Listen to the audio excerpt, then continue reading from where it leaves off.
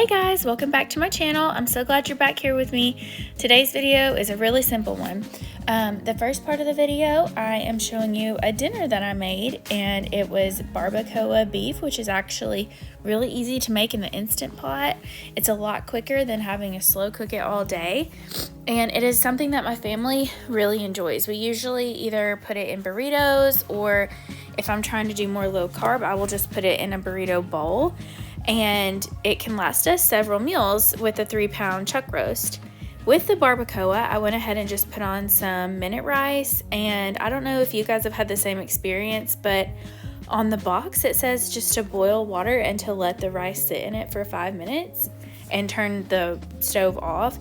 But I feel like mine never gets completely cooked that way, so I just go ahead and let it boil for several minutes until it gets to the texture that I like it. And then I also just put some pinto beans on the stove to heat up, and then I have a can of corn. And I'm not a fan of corn, but my husband likes it just straight out of a can, kind of just cold, and that's fine with me if he wants to have it that way. So right here I should have had some adobo sauce,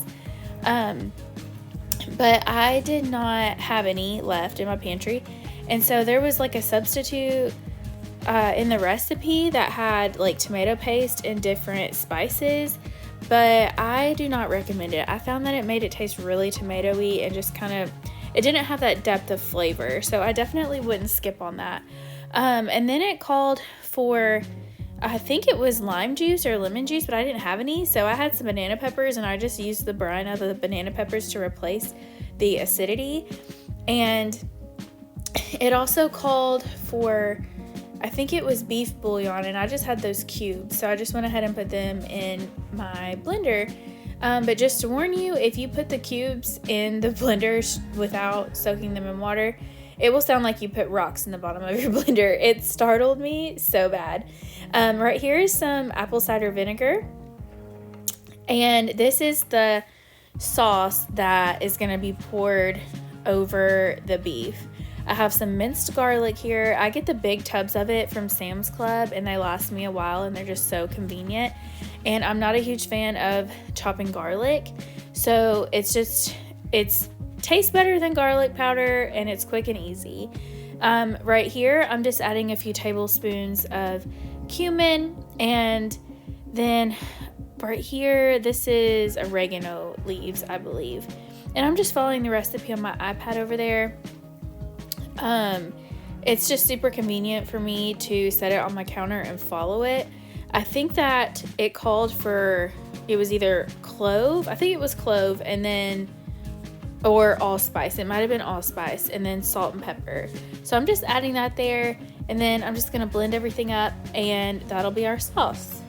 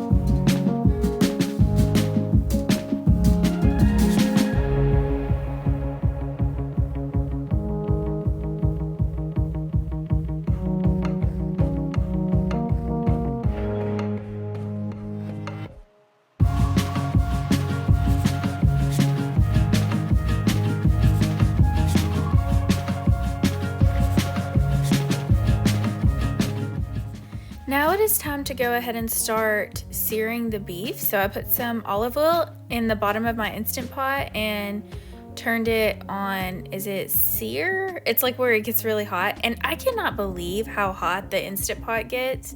Like, I had it for a few years and never used it because I was intimidated, but it is so convenient. And now I'm just chopping up an onion. I'm going to throw that in there after I finish searing the roast. But I'm just turning it on each side, and it gets really just nice and brown, just perfectly done. And it's so much easier than having to get out pans and stuff on the stove.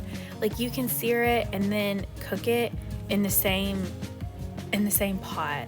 And so it just cuts down on dishes, and it's so convenient. So if you have not been using your Instant Pot, or you don't have one yet, I highly recommend it. And like, if you forget to, like with a slow cooker, you have to start that in the morning. And if you don't and you forget, like, your beef is not going to be done. Like, it's not going to fall apart. It's not going to be like, you need several hours. You need like 8 hours or for a big roast, But with an Instant Pot, you can do it. I think this day I did an hour and a half, and it was still a little bit tough. I probably next time will do it for 2 hours, but it just gives you a little bit more wiggle room if you aren't able to schedule everything out perfectly for your day, or you forget to put on dinner until later in the day. And see how it's just sauteing. It's saute mode. So it's just sauteing up those onions perfectly, and it just helps develop all those flavors. And I just really love this tool, so you all need to use it.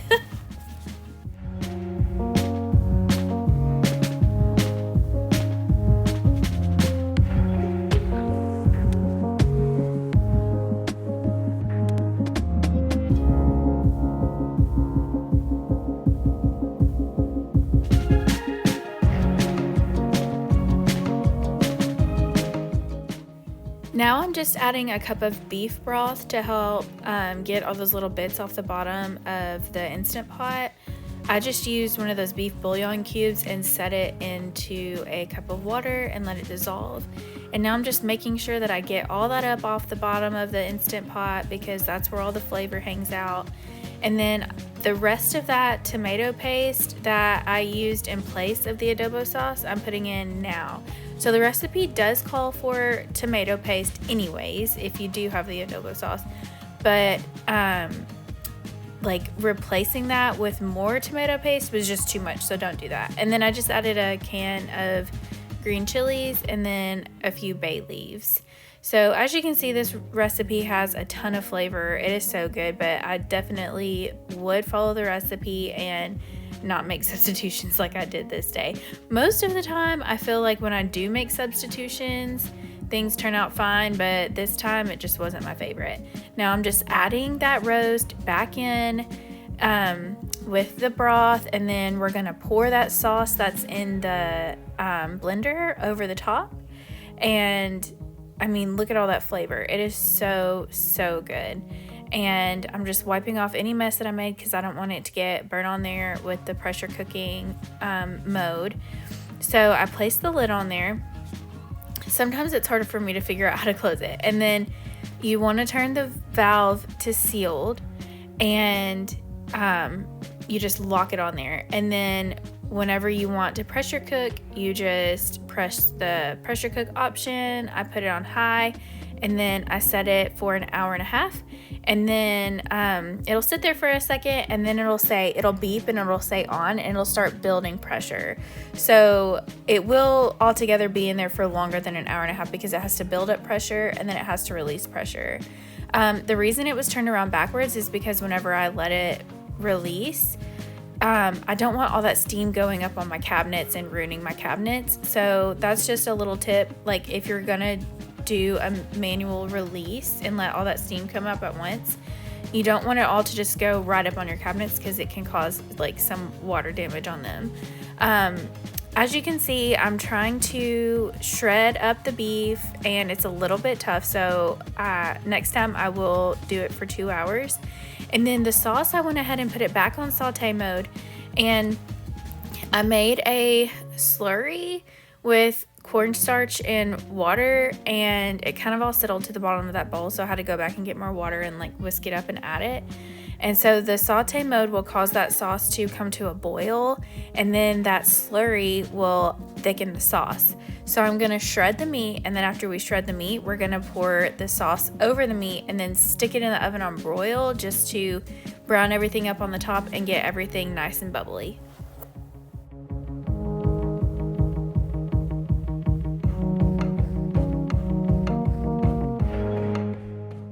Another way to prevent the steam from going up on your cabinets is just to get a dish towel, and whenever you do release the steam, place that towel over the top so it kind of disperses the steam a little bit.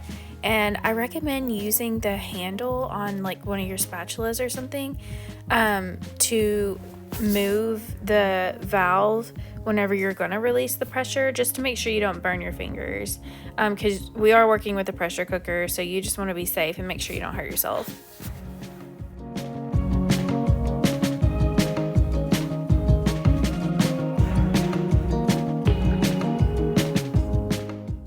Our sauce is nice and thick, so now we're just pouring it over that beef.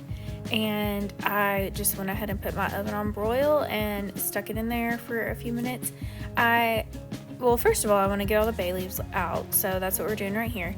And whenever I put it on broil, I set the timer for about 5 minutes, and it still wasn't done, and I wound up doing that a few times. So I think it wound up broiling for about 15 minutes, which was a lot longer than I expected it to have to.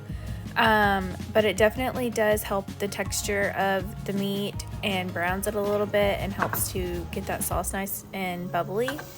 And here I'm adding the rice to the water, the boiling water on my stove, and just pulling all of the sides together.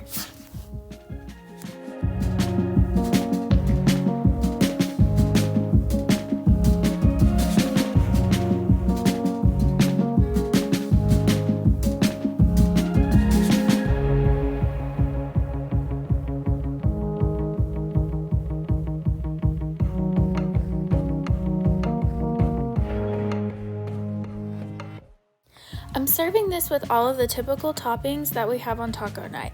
I had some leftover chopped up onions, some baby spring mix, hot sauce, salsa, cheese, sour cream, and I also had some tortillas that I heated up for everybody else so they could just create a taco, burrito bowl, whatever they wanted to, and it gives everybody the flexibility to just eat what they want. This is how the barbacoa looked whenever it came out of the oven after it was broiling, and the top of it got nice and brown. At first I was worried that I might have burned it, but it actually turned out amazing.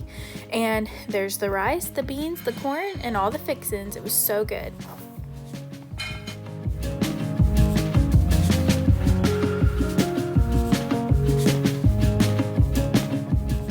Next, I'm gonna start working on a pumpkin pie. I know this seems like a weird time to be working on a pumpkin pie, but with all of our sickness over the holidays, we didn't get to celebrate Christmas with my side of the family until about the end of January. So this was a couple weeks ago, and I'm just now able to get this video up. But this pie crust recipe is my absolute favorite. I just put my flour and my salt in my what is that called? Food processor. And then you add butter and shortening and then some ice water, and you just want to add just enough ice water for the dough to kind of come together. And then I just roll it out on the counter and put it in a ball. And sometimes I'll make this in bulk and just roll each ball in some plastic wrap and then store them in freezer bags and put them in the freezer. And then you have homemade pie crusts ready for you, and they thaw so quickly. And I love having pie crusts on hand. I use them a lot for like pumpkin pies, apple pies, cobblers, like chicken pot pies, homemade Pop-Tarts. And it's something that is pretty impressive to the family. Like whenever we have homemade Pop-Tarts or different kind of pastries like that, they just feel like extra special, kind of like I went above and beyond. But whenever I take the time to prep it ahead of time, it just makes it so much easier and so much convenient for me. And then I only have to dirty up my kitchen and my food processor one time. As you can tell from the background of this video, I always have a ton of people in my house cooking and having snacks, and so I pretty much constantly have dishes in my sink. We do at least one, if not 2 or 3 loads of dishes a day. So if I can get in the kitchen and prep everything and have fewer dishes and be more efficient, then that's what my goal is.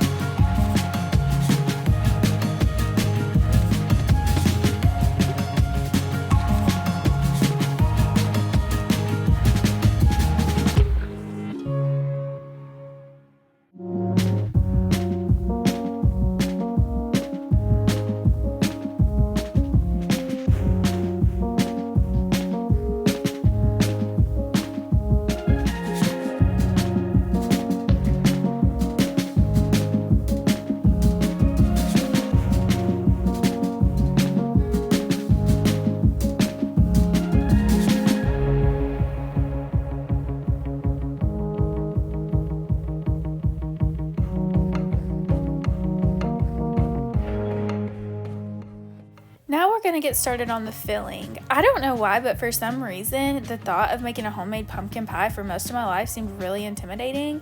But this year, I just decided to go ahead and roast up my own pumpkins and make my own pumpkin puree. And I stored the pumpkin puree in freezer bags in 2-cup measurements in the bags, and that is just enough to make 1 pumpkin pie. So I added in my eggs and my pumpkin puree, and I am just whisking all that together. And then in a separate bowl, I'm adding the sugar and all the spices and getting all that mixed together. And like, this is the easiest recipe ever, you guys. So for years and years, I would bring like a frozen pumpkin pie to holidays and just bake it, or like at Thanksgiving, I'm in charge of Thanksgiving on my side of the family. And every single year I have always just bought a store-bought like frozen pumpkin pie. And after doing this and seeing how easy it is and how much better, more delicious it is, I don't think I can go back to doing that. Like, unless I get in a pinch and I just don't have time. But it is so easy to make pumpkin puree. Like, you literally just roast your pumpkins and then take them out and blend them up and you're done. And you can get so much pumpkin puree from 1 pumpkin. And whenever you store it in 2-cup measurements and you have just enough like for 1 pie, it is so convenient just to pull it out. It's just as convenient as pulling out a can of pumpkin pie filling. And then this is my evaporated milk. So I'm just going to stir that in with the sugar and the pumpkin and the spices and the eggs. And once you get all that mixed together, you just pour it in your pie crust and pop it in the oven. And I just kind of keep an eye on my pie. If I feel like the crusts are starting to get a little too dark, then I just put my little silicone cover around the edges of the pie. If you don't have that, you can just use aluminum foil. So just keep an eye on the edges, but you guys, make your own pumpkin pies. Oh, they're so good.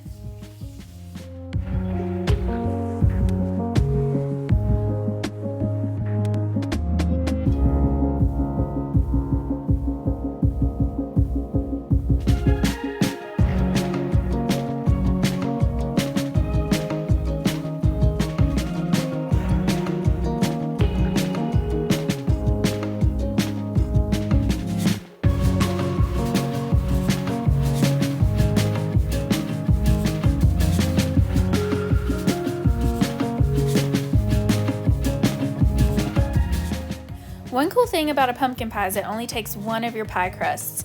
So 1 pie crust recipe makes 2 crusts. And so with the extra pie crust from this recipe, I went ahead and made homemade Pop-Tarts, and I thought they were so good. My au pair thought they were amazing. I think she and I ate them all. I don't know that my kids or my husband even really wanted to try them, But she and I both have a really big sweet tooth and just love all the baked goods. And so those were gone within like 48 hours.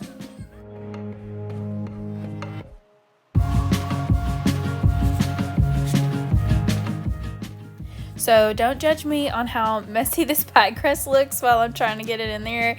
I was in a little bit of a hurry and didn't have time to, make sure all the cracks were out of the pie crust whenever I was forming it into a circle and all that stuff. But if you just keep working at it, you can make it look okay and just throw your filling in it.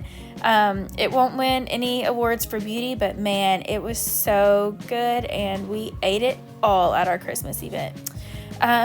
So I want to thank you guys for hanging out with me today. I've really enjoyed having you here just for dinner time and then making my little pumpkin pie. There it is, all bubbly and delicious.